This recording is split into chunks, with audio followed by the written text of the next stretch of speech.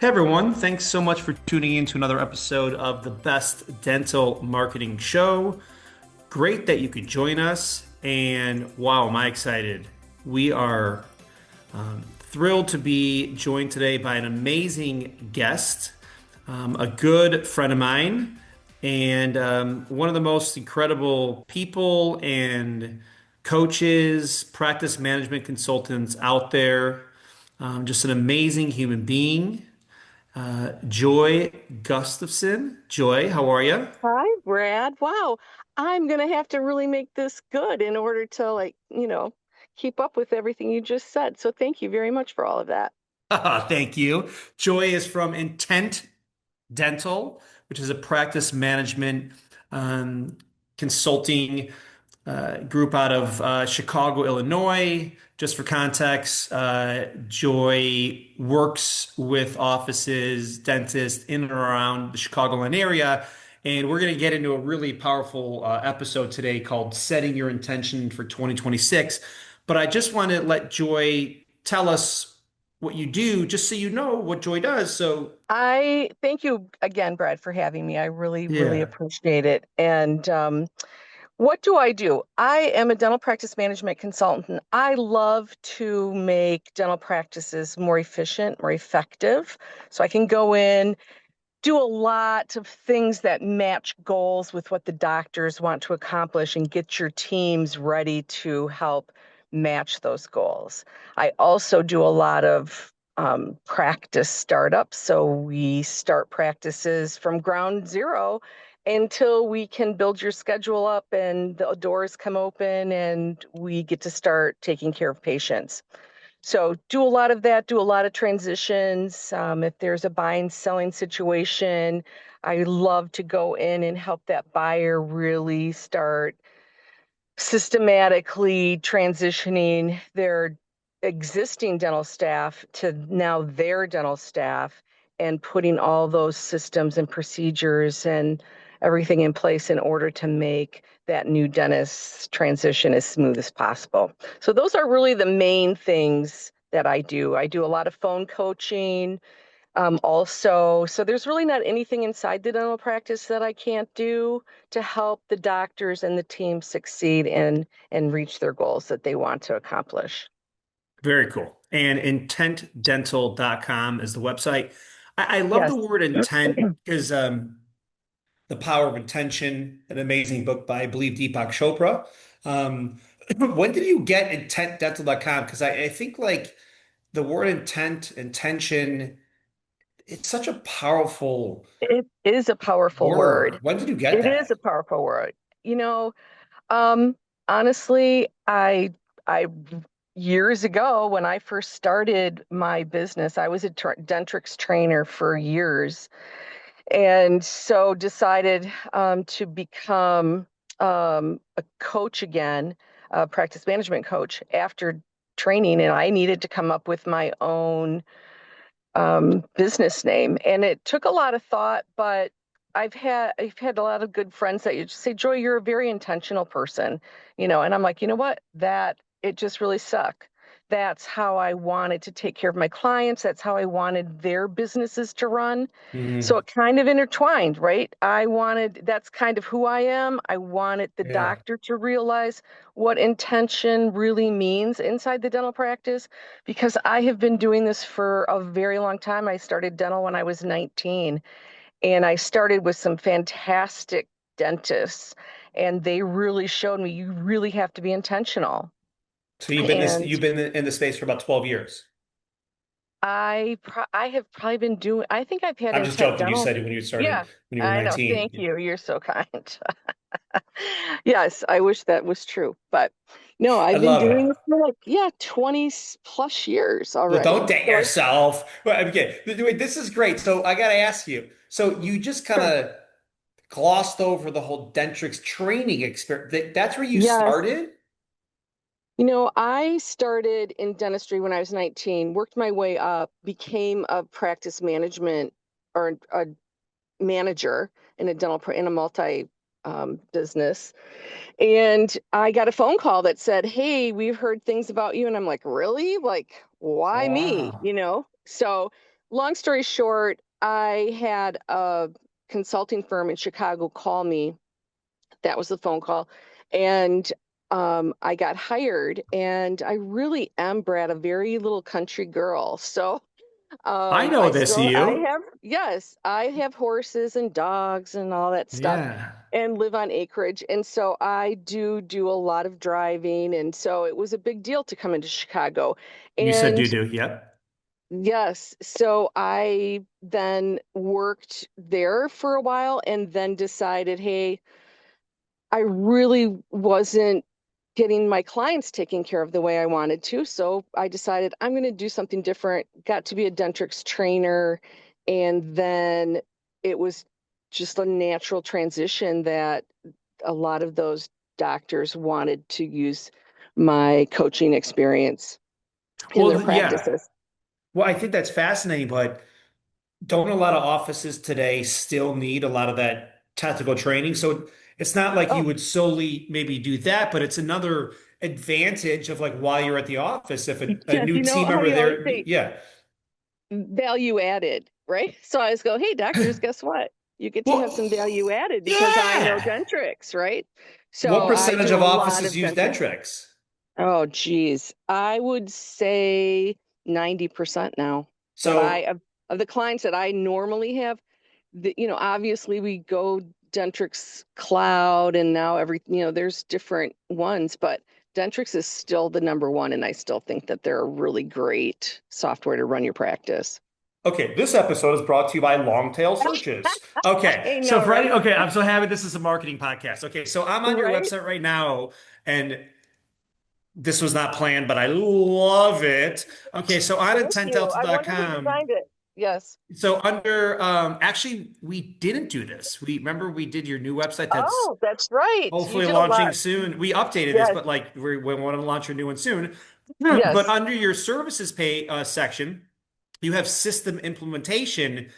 You know, you should have your own services page. Like it should be like intentdental.com/Dentrix implementation or Dentrix training. And so, because a lot of offices are Googling like Dentrix training near me, Dentrix training help. And so you would get search terms this way. Now, the reason I'm mentioning this on a dental marketing podcast is everyone, hello, hello. So a lot of offices out there, you're all looking for a lot of offices are looking for like Invisalign new patients, dental Right. implant patients, Mm-hmm. teeth cleaning patients. Okay. Joy, this is a great example. Joy may or may not be looking for like, or maybe there's a search like dental implant or sorry, dental consultant, right? Perhaps, right? In Joy's case, though, if someone, the long tail search for Joy might be interesting from a marketing standpoint, actually leaning more into the long tail of Dentrix training, right? So what Right. we're doing a Correct. lot for offices, and I don't want to make this a pitch about Dentainment, but it's really appropriate. This is coming into play here. We recently did this for an office in Michigan. I'm not going to get into the city. I don't want to mention the language. But when we first talked to them, it was like, ooh, they're in a really crowded area. Not much going on. What's going to be the opportunity here? And the first call we had with this office, they said, we'd really like to focus on this language speaking patients. And I thought, well, that's interesting. Can I ask why? And they said, oh, because the team members and the doctor's married to so and so. I said, that's amazing. Like you're already getting patients who speak this language. They say, I go, oh. And they had this language a little bit on their previous website. I said, that's really interesting because there was only like one other website in the whole state that was like optimized for this. I thought, oh my gosh, like that's actually really genius.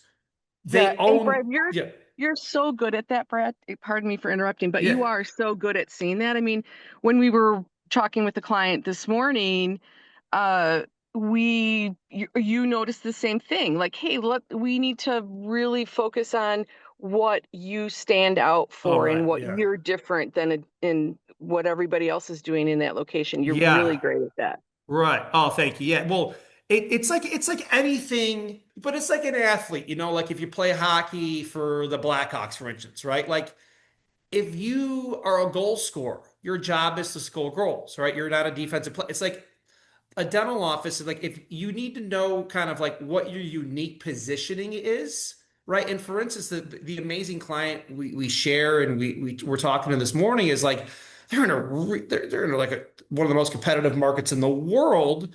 And so you have to find your unique value proposition, right? It's not about outspending competition, right? It's not about outspending competition. It's Yeah. about like positioning yourself strategically so you're the one of one. So let's go into the topic for today. I'm so excited to hear about how you want to talk about setting your intention for 2026. And please begin. I got a pen and my Sure. paper ready because I want to set my Oh, intention as wow. well. Okay. Yes. Well, I have always looked, and I don't remember how long ago, but I have always looked at the new year as 12 chapters. And sometimes I think that helps me break down goals that I want to set or things that I want to accomplish. And sometimes it's not so overwhelming. And then it also makes you realize that time does go fast, right? 12 months or 12 chapters, it's gone. I mean, look at January already, right? It's like the 20th or whatever. I don't know for sure Yeah. exactly what date it is, but Yeah. it's January's almost gone. So our first chapter is almost over. And what did we do? What did we do with that, right? So I just feel like when you lead with intention and you make those decisions become clearer and calmer and they're more consistent when you can break things down and do it on a smaller table. Yeah. Pardon me. So each month each month can be something totally different. And sometimes I like to just say, okay, let's go at the end of the year first. Like, what do you want your dental practice to Hmm. be or to accomplish or to look like? What would be your mantra at the end of 26? And then let's back up and say, okay, what are those some of those things that we need to do in order to accomplish that? And I think that I just picked a few random things that if if I was going to be doing it, some of the things that I would pick. You know, number one, I'd want to assign a focus like every month to Mm. match up to that end result. January, financial clarity. Like March could be systems, July could be team culture. All of Mm. those could match what I wanted to accomplish at the end of the year. And then, of course, we have to run a business, right? So I think dentists really have to make sure that pick your top three KPIs for this year, not every KPI, which is your key performance indicators of your dental practice. Let's just pick three of them and let's try to just make it great tracking on those three instead of tracking so many things and get so overwhelmed on everything else. I feel like I know this took me a while to comprehend, but data should create clarity, not it shouldn't paralyze us. So many dentists look at that and they don't know how to move forward. Like, oh, we only had like, 15 new patients this month or 10, what are we going to do with that? I think we need to really understand that data should create clarity and not paralyze us.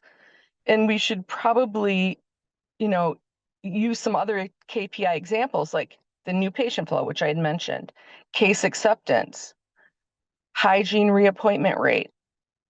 Another one that comes to mind is always crucial for me is collections versus production. And another thing is overhead control. What does my Hmm. overhead look like? So if we can just pick a few of those things that we're going to track every year that would make the most significant difference to reach our end goals, let's start there, I, th- right?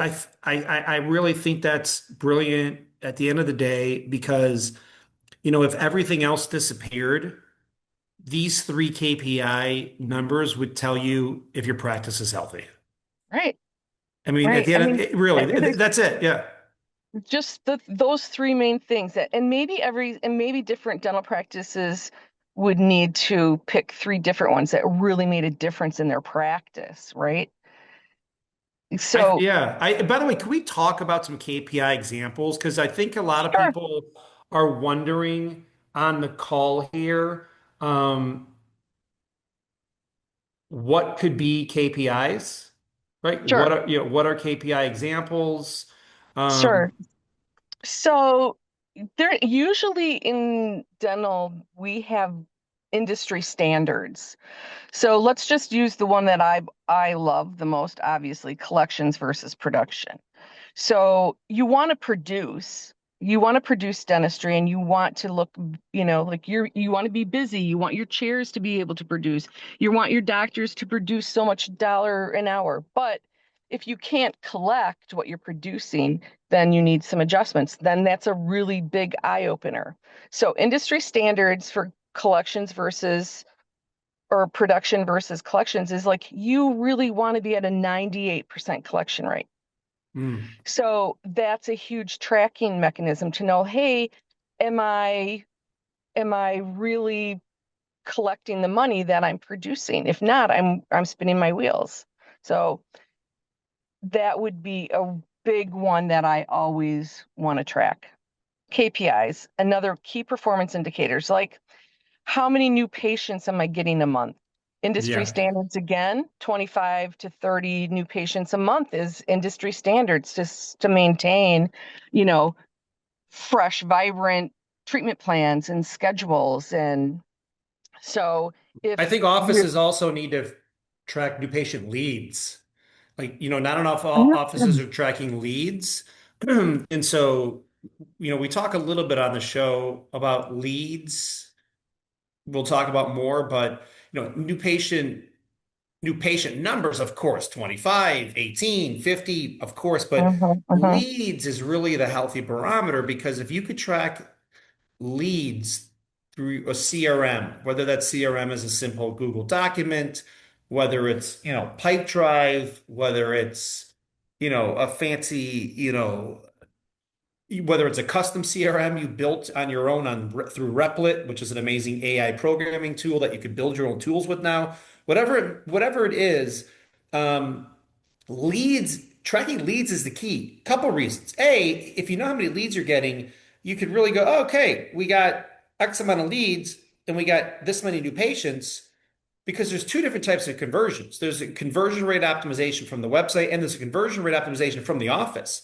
And you and I talk about this all the time, but you know, there's how many missed calls of the office is happening, and Yep, absolutely. is the office able to sell dentistry and have case presentation, and also, this is a big thing that we see in. I don't want to skew too much off topic, but can I ask you a question? Sure. Okay. What's your take? By the way, you know Sebastian Maniscalco, of course, right? Do you know who he is? Yes. Yes. The comedian. He's so brilliant, right? I love when he goes, "What's your take? What's your take?" And he's brilliant. His new special. Oh my So, gosh, it's so like, good. what you think about what? What's your take on a new patient calls an office? Yes. Okay. Leaves a message. Okay. It's a Okay. lead. We know it's a lead. Okay. Whether Mm-hmm. we're tracking through call rail, whatever, it's a lead. The patient calls, leaves a message. Tom Jones calls, leaves a message. The front desk calls back. It could be in 5 minutes from the next day. The front desk calls back Tom Jones and gets voicemail, leaves a message. What's your take on what's your take on that follow-up process? I mean, my take is offices need to have a process of three, four, five touches in a spreadsheet. They documented Tom Jones called on January 20th. That boom, boom, boom. I followed up on this day a week later. This is our systems, a text a week, tracking Tom Jones as a lead. Did he or did he not follow through? Did we connect with him? Did he not book? No, he didn't. Okay, why? Because we don't take his insurance or whatever that reason is. Because if we don't follow up with Tom Jones past that one attempt that went to voicemail, what's going on? What's your take?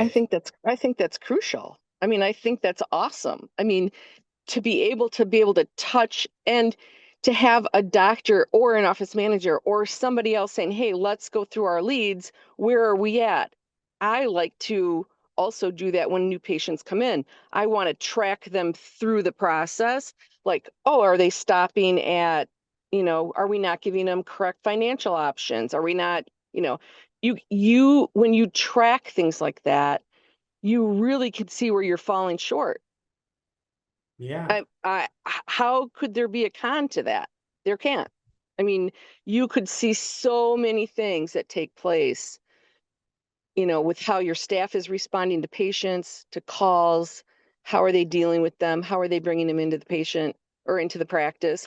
I mean, you can spend $10,000 in marketing a month, but if you don't have the right systems in place to retain those patients or to make them into conversion, you've got to make sure you have all those things in place. So yes, absolutely. I think that's a remarkable idea, and I'm going to start doing it more. Okay. And not a trick question. I'm being serious. Okay. And I got one Yeah, more. sure. What's your think? But do you think missed calls are a problem, or do you think they're Absolutely. important? Oh, absolutely. Missed calls are even just at lunch times. It's Okay. amazing to me, that they just they you like split your lunches so there's no phone calls that are Okay. missed, right? Phew. Okay. I was gonna say I could thank you. I thought I Yeah, was it's like, amazing. It's no, amazing no. to me. It's amazing that like there's a significant portion of offices probably listening now who are under the assumption that new patients should want to go to them so bad, they're going to keep calling back. I wish that was the case. Wouldn't that be wonderful? But the case is there's somebody that's always going to be answering the phone and be a person. And we are people, right? We want to be heard, we want to be touched, we want to be listened to, right? So, well, what do if you call someplace and somebody leaves a message and you're looking for a service? I don't call back, right? I go to the next person down the list. Well, I book online mostly. Yes, I that's probably would or probably text. true. Or, but I no, Yeah. actually, I called the place yesterday. I will call for sure. But if I call during working hours and they don't answer, Yeah. don't know if I want to say it's a red flag. It's a little weird. Now, if I call after hours and it goes to voicemail, that's understandable. But if they captured it through a call answering service, and by the way, there's some incredible AI answering services now that are pretty much better than most real humans. So like there's not even an excuse anymore. Like, you know what I mean? So my Uh-huh. point is like, you mentioned something critical, Joy, earlier, which you always mention brilliant things is you mentioned like just look at the data. Like if we look at the KPIs and look at the data, that tells us the story of everything. Data shows that 35% of people that call a business and get an answer machine forget about calling back. They won't even leave a message, right? And so Mhm, mhm. my whole thing is this, like, and we're talking about like dental offices. Most people on this podcast, high-end cosmetic dental offices, your AACD members, doctors going to COIS, looking for implant. I mean, these are offices looking for like significant revenue, right? Right. So every missed new patient call is, what's the value of a new patient? 8 grand, 12 grand. I mean, look at the office. It depends, but a lot of money. So to pay someone $8 to answer that call during lunch or off hours, I just think would be the biggest no-brainer of all time. Yeah, you would think. I think that you have to play offensively instead of defensively when it comes to some of those decisions, right? So why are we waiting until we lose all the calls in order to start making that decision instead of making it as soon as you can so you don't miss the calls? It's amazing that of the amount of calls that are missed in dental practice. Excuse me. Bless you. You know what my first thing we do right now when we take out a new office? Yes. What? It's 3 words. Fix the leakage. That's really good. I should buy fixtheleakage.com. I always say stop the bleed. They That's always good want for to, you, yeah. yeah, I always say stop the bleed. So we're going to stop it here. We're going to fix it first. And then, because if you start back trying to take care of everything, you're never finishing. You got to stop the bleed. So yeah, fix the By the way, leakage. I love that. we all do it. I had something going on our website recently. I was like, oh my gosh, it's so scary.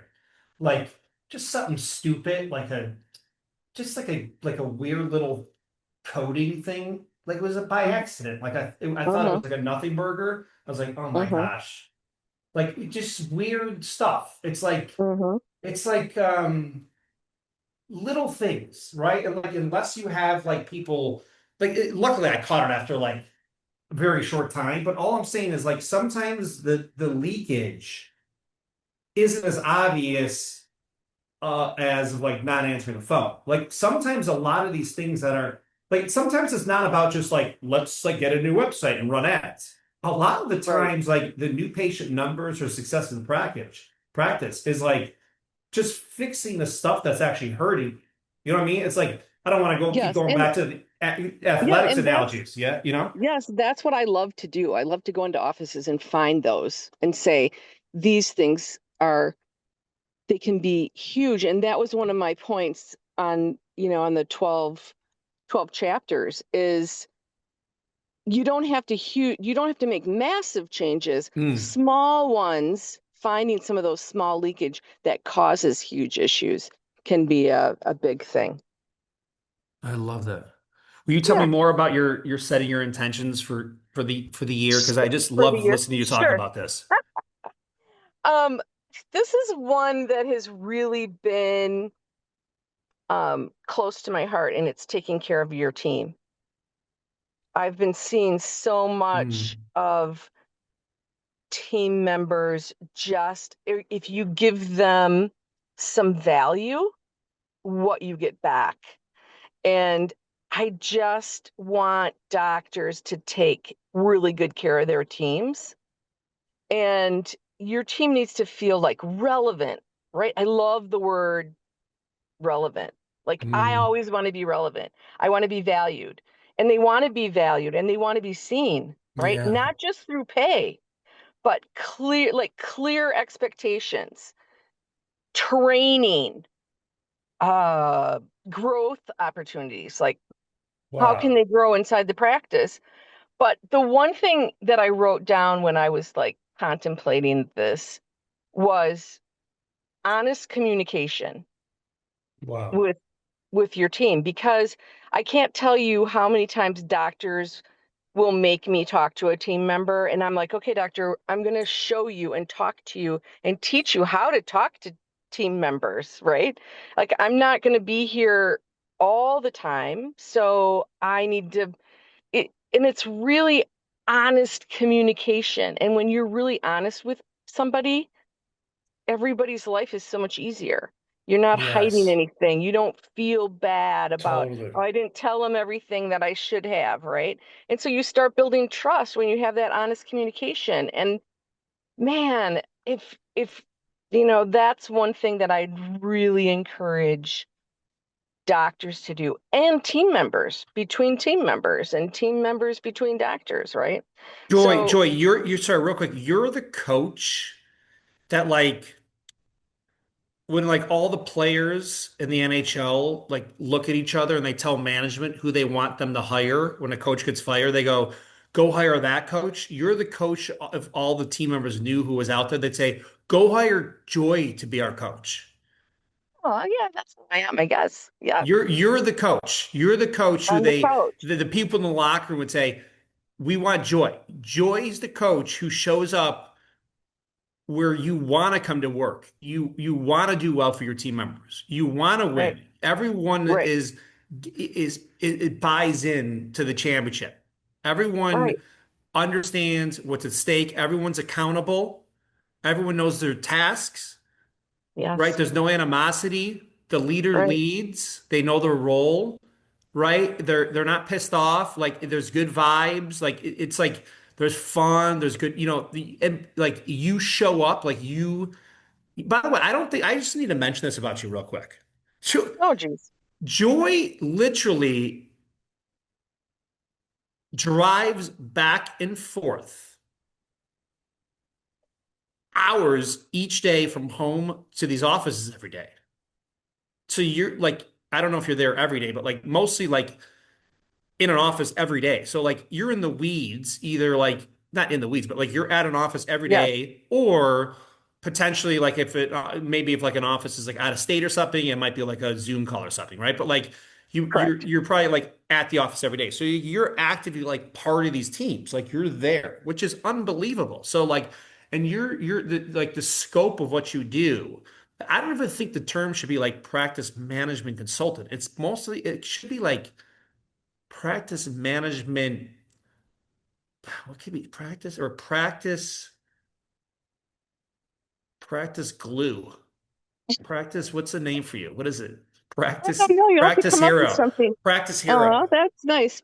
It's very rewarding. It's a very rewarding thing. And I think the saddest part is when a dentist hire me and say, I don't want to do this anymore.